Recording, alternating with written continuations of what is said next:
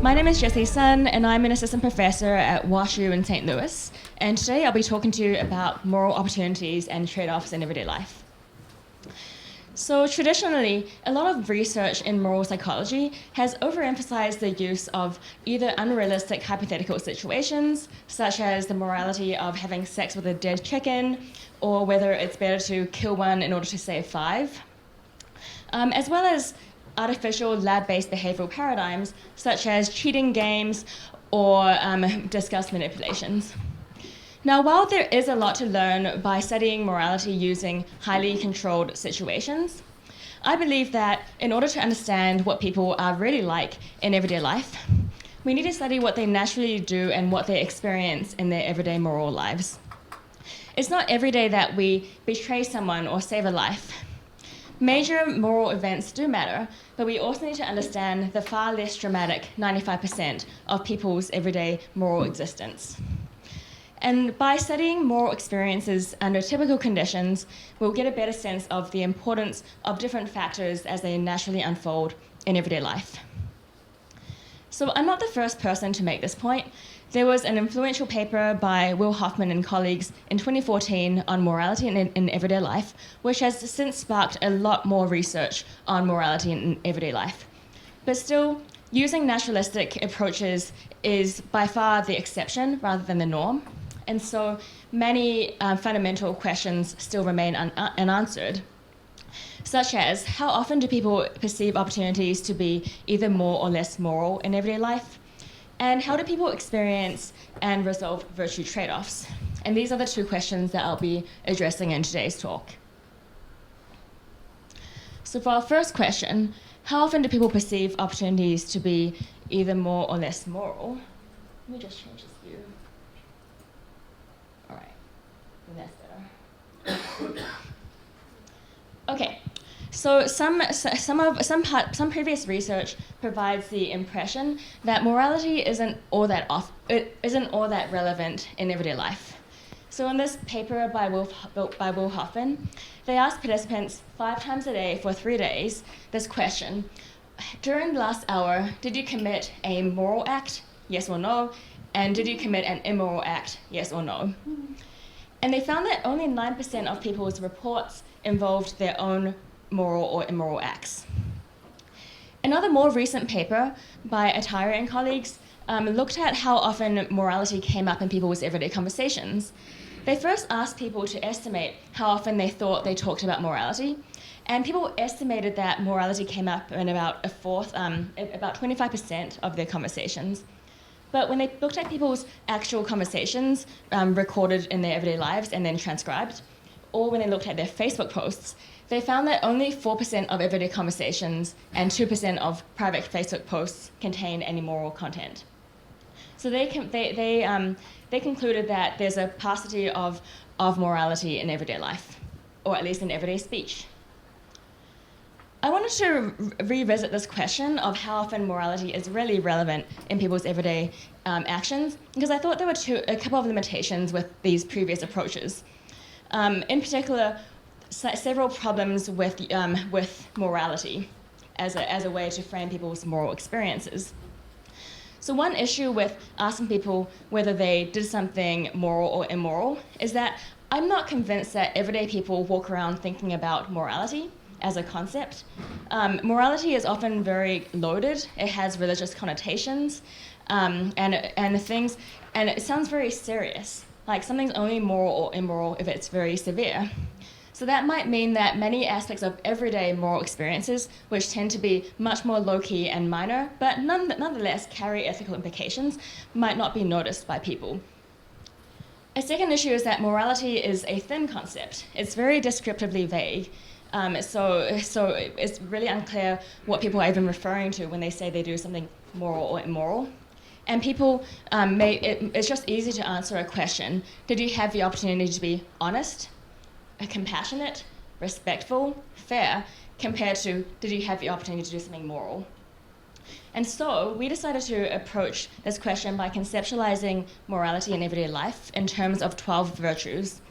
In selecting a set of virtues, we aim to balance the goals of comprehensiveness and parsimony, we reviewed many virtue taxonomies and really tried to condense them to a set that seemed manageable for a study in everyday life.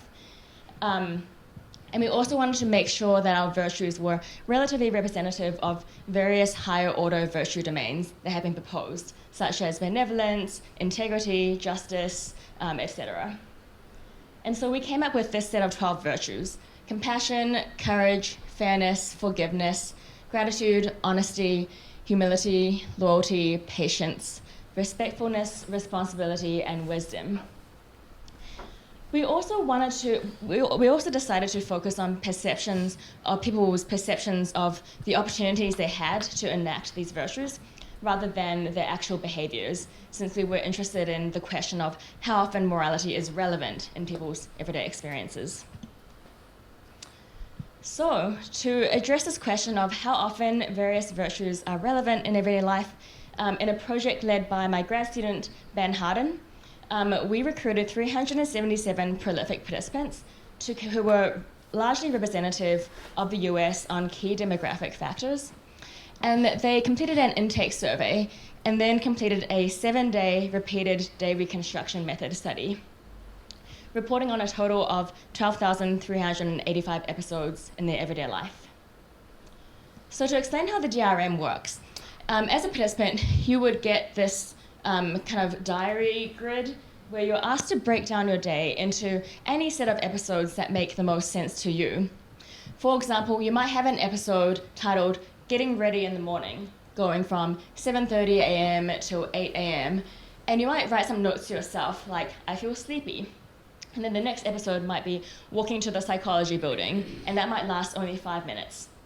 So people were allowed to choose whatever segmentation of their day would make sense, and these episodes could range in how long they lasted. Participants had to report at least 8 episodes, but we randomly selected 6 episodes of their day to report on, just to make the task more manageable. And people received a diary like this at 5 p.m. each evening so that they could report on the day that they had just experienced. And they did this for 7 days. In each of these surveys, we asked participants the question, during this episode, did you have the opportunity to be either more or less? And we showed them each of the list of 12 virtues, plus 3 non-virtue states just for comparison, but I won't be going into those today. For example, during this episode where I'm answering student emails beginning at 9 a.m. and ending at 10 a.m., and a student asks for an extension on a paper, I might note that I had the opportunity to be either more or less wise, respectful, fair, responsible, compassionate, and patient. So to then estimate the percentage of time people spend experiencing various virtue opportunities, we use standard procedures from previous DRM studies for estimating amount of time people spend doing various things. And it's easiest to explain by example. So for example, if people report on 6 episodes that last a total length of 8 hours, if honesty was relevant in 2 episodes that lasted 30 minutes and 2 hours respectively, then the total weighted percentage of time that honesty was relevant would be about 2.5 hours out of 8 hours, which is about 31% of their day. So I will note that this weighting procedure assumes that each virtue was relevant during the entire episode, which is probably not true. So these estimates may be overestimates, and we are currently collecting experience sampling data to get at momentary virtue opportunities to better follow up on this. But here's what we found from these day reconstruction data. We found that at least one of these 12 virtues was relevant 78% of the time. So this is a stark contrast to previous estimates of either 9% or 2 to 4%. So when we ask about specific virtues and when we ask about opportunities that people perceive to enact these virtues, virtues are overwhelmingly abundant in everyday life. For specific virtues, these range from over 30% of the time for responsibility, patience, and gratitude, down to 10% or less of the time for loyalty, forgiveness, and courage. And this maps onto a distinction that's been proposed in the past between phasic versus tonic virtues, where tonic virtues are always relevant, but phasic virtues kind of come and go because they have specific eliciting factors. Like, it's only relevant to express forgiveness when someone's wronged you, but as adults, you often have opportunities to be more or less responsible. All right, so one question we had is to try to get at why we're seeing such a big discrepancy between past work, which shows very small, that morality isn't very relevant in everyday life, versus our work, which shows that virtues are often relevant. We were curious to know whether people perceive their everyday experiences as being both virtue relevant and morally relevant. So in a follow-up study with a set of these 10 virtues and a one-day DRM, we asked people about whether they had the opportunity to enact each of these 10 virtues plus morality. So what I'm showing you now is the percentage of time that people spent perceiving each of these as being relevant. But the gold bar shows when these perceptions of virtues co-occurred with morality being relevant. And the percentage shows you the percentage out of the total bar. So for example, people perceived honesty as being relevant about 15% of the time, but only 21% of those times, but only in 20% of those times did people say that their experiences were also morally relevant. So this is a little puzzling, but I think that what is potentially going on is what I mentioned, that people may not be using the concept of morality to think about or describe their everyday experiences. They're willing to say that honesty, compassion, humility, fairness are relevant, but they may not necessarily think of those as being moral. And I think the argument for this is especially strengthened by the fact that virtues like compassion, honesty, and fairness are not controversial moral virtues. Like, most people would accept that compassion, honesty, and fairness are moral virtues. So I think what this suggests is that people just don't really think of their experiences as being moral, naturally. All right, so to summarize, people experience the opportunity to enact any virtue out of 12 virtues about 78% of the time. These estimates depend on the virtue we're talking about, but people rarely perceive opportunities to be either more or less moral. So we conclude that conceptualizing morality in terms of specific virtues, as opposed to the broad abstract concept of morality, reveals a plethora of morally relevant situations that have previously gone unnoticed. Okay, so people often have opportunities to be either more or less moral. But one potential barrier to being fully moral in all ways is the possibility of trade-offs between various moral considerations. So some previous research has identified trade-offs between different moral principles, such as the desire to stick to general moral principles, universal moral principles, which is integrity, versus the desire to benefit specific individuals, that is, benevolence.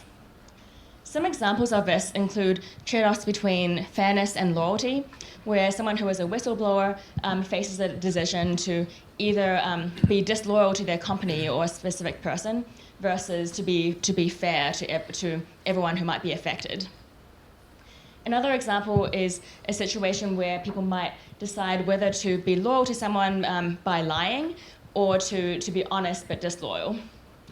A more common everyday situation would be white lies. So should you lie in order to be kind and consider other people's feelings? Or should you be honest even if it comes at a cost of being kind?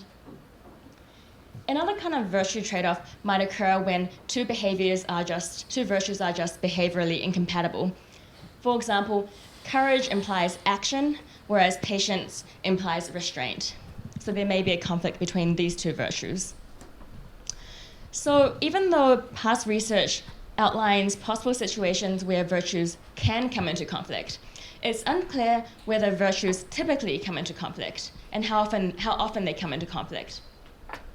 So as a start to addressing this question of how general virtue trade-offs are and which pairs of virtues tend to be in trade-off more often, Again, in a project led by my grad student, Ben Harden, we conducted a study where we asked people about their beliefs about how improving various virtues would impact other virtues.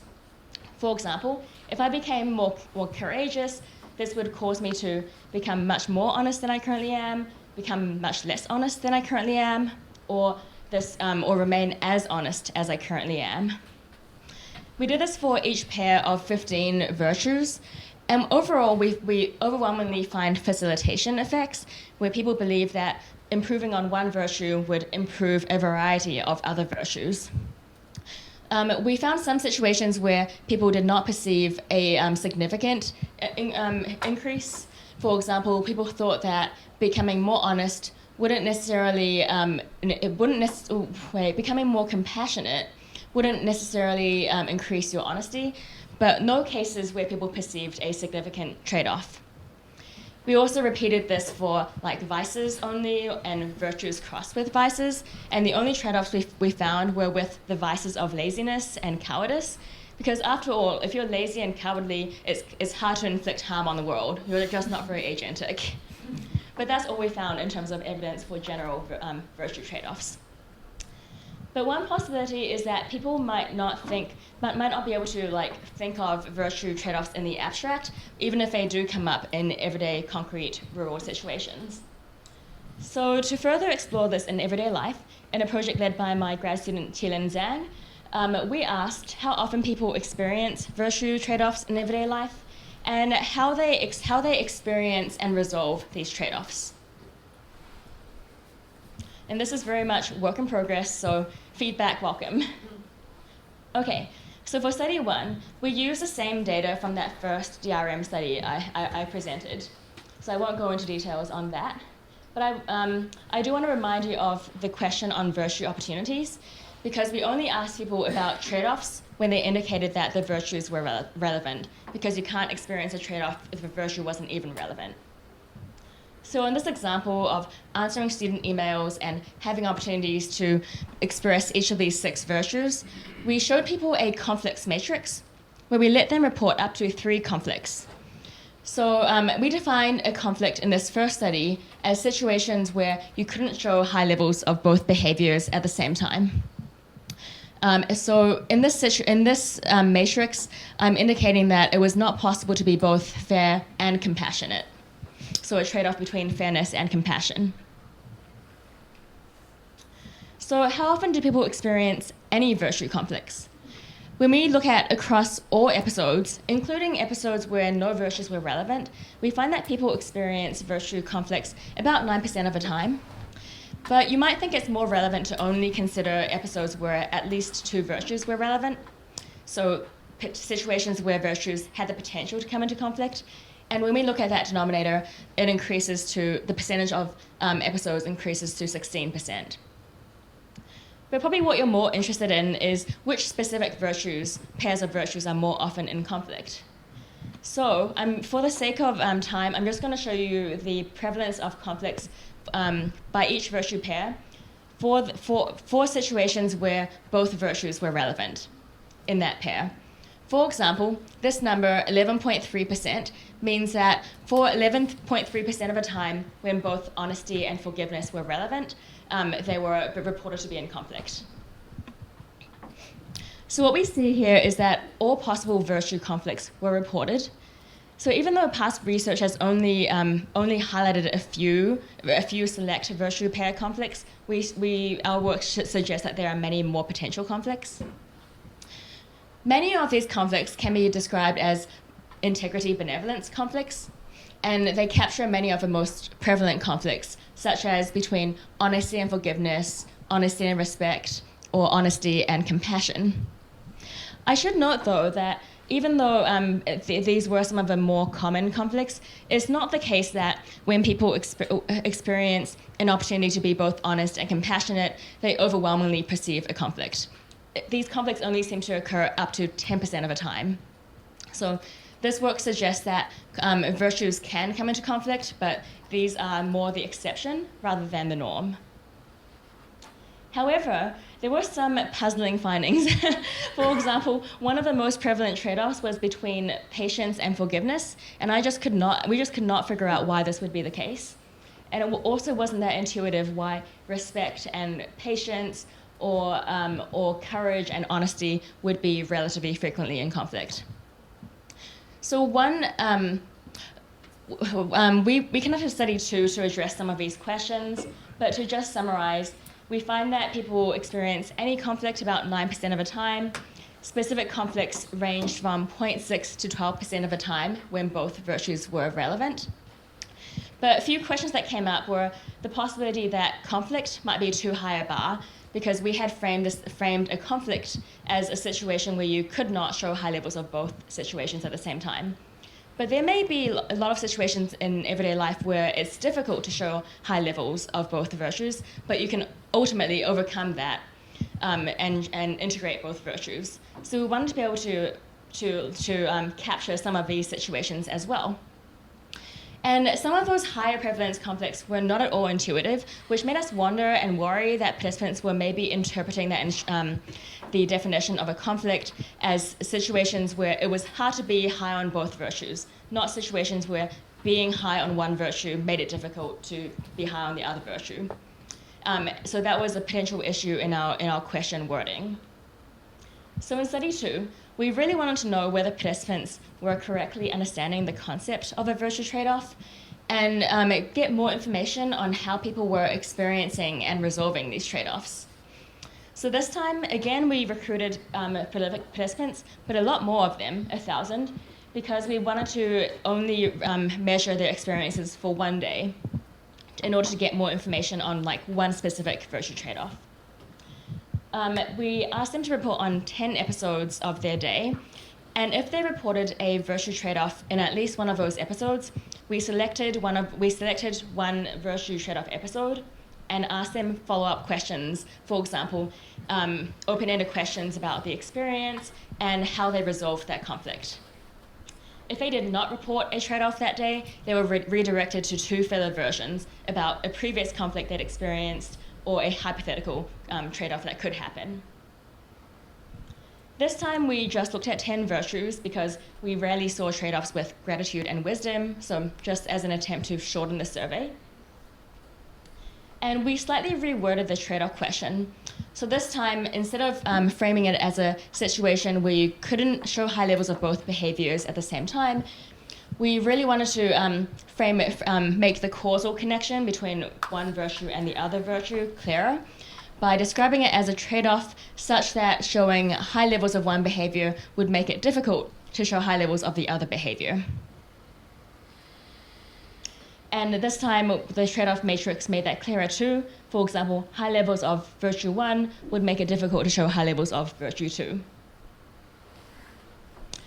So for open-ended questions, we asked people to describe what was happening during the episode and to also explain why showing high levels of one virtue would make it difficult to show high levels of the other virtue, or vice versa, in that situation. To give you some examples of explanations where participants seem to be correctly understanding the concept of a virtue trade-off, one participant talked about how being compassionate, if I was compassionate to my friend struggling with infertility, then I wouldn't want to be fully honest talking about how easy it was to conceive. Another participant talked about the tension between having equal expectations for all students versus having more patience with students who have behavioral issues. But there were many misunderstandings which we coded and removed from our final analyses. So some examples of misunderstandings which accounted for 1/3 of the final sample included situations where low levels of one virtue caused low levels of the other virtue, which is not a trade-off. Situations where it would be difficult to show high levels of both virtues, as I was worried about. Vague explanations that didn't really indicate understanding the question. It just would. And also a different category, which we're planning on pulling out and reporting separately, reflected more of an ego depletion kind of theory, where becoming like, or where expressing one virtue would make you like takes effort. So you got more tired, and therefore you couldn't express more virtues in the future. I found this quite interesting because a lot of people refer to these kinds of explanations, but they weren't exactly what we were interested in as well, which were contemporaneous trade-offs. Okay, so this time, how often do people experience any virtue trade-offs? Before correcting for misunderstandings, the trade-off rates were as high as 48% when at least two virtues were relevant. But after removing that, it was about 32%. This is still much higher than the first study, and this might be for a couple of reasons. One is that we lowered the definition from like conflict or not possible to just difficult. Another reason is that in this study, the focus of the questions were very much on trade-offs. So people were basically reporting on opportunities, trade-offs, which may have made the concept of a trade-off much more salient. So I wouldn't take the specific percentage estimate to be like too literally. All right, so this is what we find for these specific virtue pair trade-offs. Just to give you an example of how correcting for misunderstandings makes a difference, we find that the prevalence of unintuitive trade-offs decreases a lot more after correcting for misunderstandings. For example, patience versus forgiveness were in conflict 24% of the time before corrections, but only about 10% after correcting for misunderstandings. And overall, the more frequent conflicts make a little more sense now, like honesty versus compassion, honesty versus respect.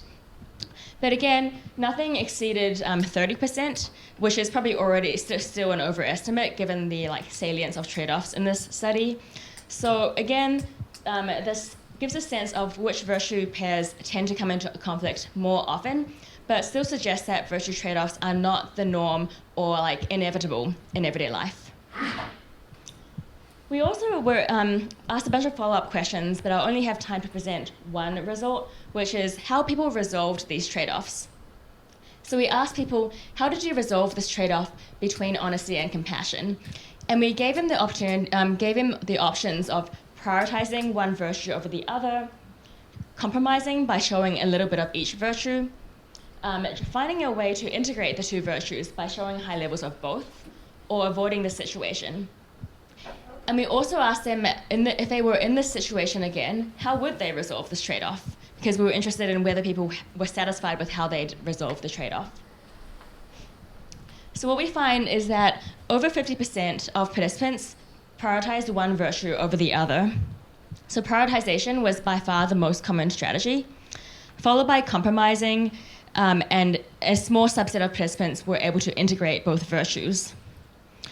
One thing that's interesting is that people who prioritize one virtue over the other rarely wish that they had prioritized the other virtue. These flips only accounted for about 5% of the decisions. But people often regret compromising. Instead, they wish that they had found some way to integrate both virtues, and to some extent to just decide between one virtue or the other. Oops, anything else? Yep, and very few people report avoiding the decision. All right, so much more to come. There probably aren't actually like 45 different types of virtue trade-offs. So in the next phase of this, we're going to be coding the open-ended responses to extract broader dimensions and get estimates for these broader categories that we identified. And so just to summarize, trade-offs are more common than conflicts. Honesty and courage were the two virtues that were most often involved in virtue trade-offs, which is interesting. And prioritization is the most common resolution strategy, but people often wish they had shown more integration. So to conclude, people have abundant opportunities to display various virtues in everyday life, though they rarely perceive these as being moral experiences. And virtue trade-offs do happen with some frequency in everyday life, but they're not inevitable, and people find ways to transcend them as well. Thank you.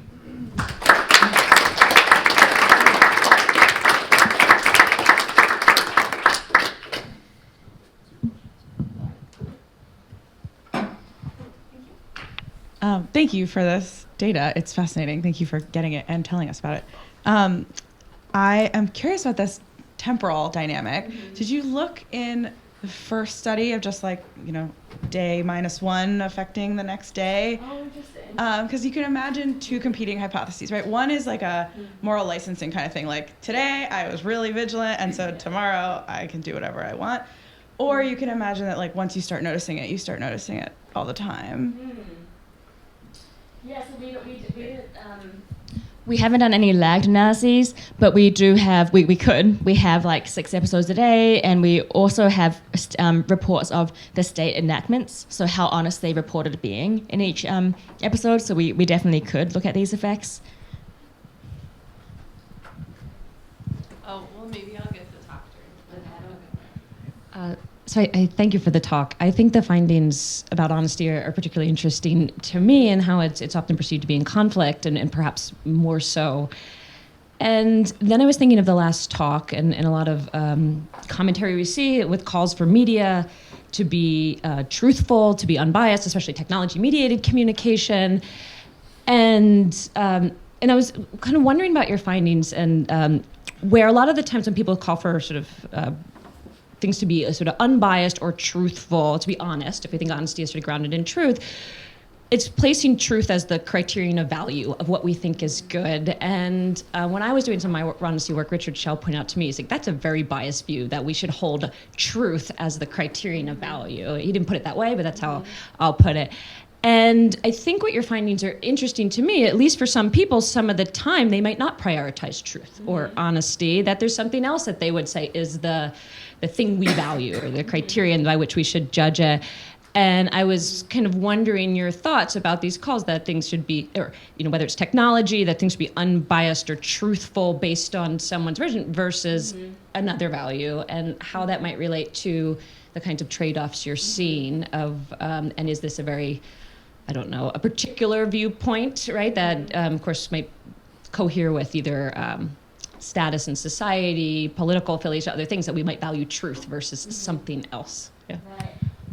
So I think one thing that might be going on is, like, honesty is often talked about as like being one of the most important moral virtues, and in the abstract and in theory, people agree with that.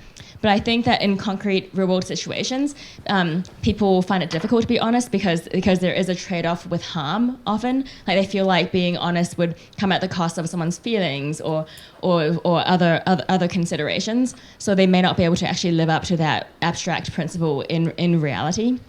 One piece of evidence that speaks to this is we had a question about which virtues people would prioritize. Both in the abstract, so in a baseline survey, we asked them, like, which would you prioritize, which is more important, being honest versus being fair, etc. And people, like, often prioritize honesty in the baseline version, but you see, this is the virtue with the biggest discrepancy between what people say at baseline versus what they actually do in this specific decision. Great talk, Jessie. I have a question about whether you're seeing these virtue conflicts more in cases where there are explicit norms beyond moral norms. For instance, politeness norms might dictate that even though it's bad to lie, I should be dishonest because this dictates that I should lie about liking someone's haircut. Right. Yeah, I don't have a very sophisticated response to that other than I agree. Just quickly, that was what I was going to ask, and maybe this is part of your future. Are you going to categorize the episodes or perceived opportunities? Like all the examples you gave, it's about being around people, but also like purchases. Like the getting up in the morning. It's like, well, I used cruelty-free products. Right? Like so that's so you're doing trade-offs there. Or like environment. I took the bus instead of taking my car. So I just wonder what you would get out of also coding for the perceived opportunities that people have, and to see if there's some similarities across when people even perceive themselves as engaging in moral politics. I really love that suggestion. Like, Peter Singer has said that like every decision is an ethical decision, whether or not you notice it. We can't really look at that in the current data, but I could imagine a different version of a study where we ask about the opportunities, but then ask people to explain what it was, what the opportunity was, and that could be super enlightening. It's a good point. We take like 10 minutes or so, the three of you, sit together and like, kind of talk, ask questions of each other. So we maybe we'll go about, I know folks are maybe getting hungry. We go until like 5 after, head to lunch a little bit. We still have time for that conversation. So, well, thank you. Great, thank you.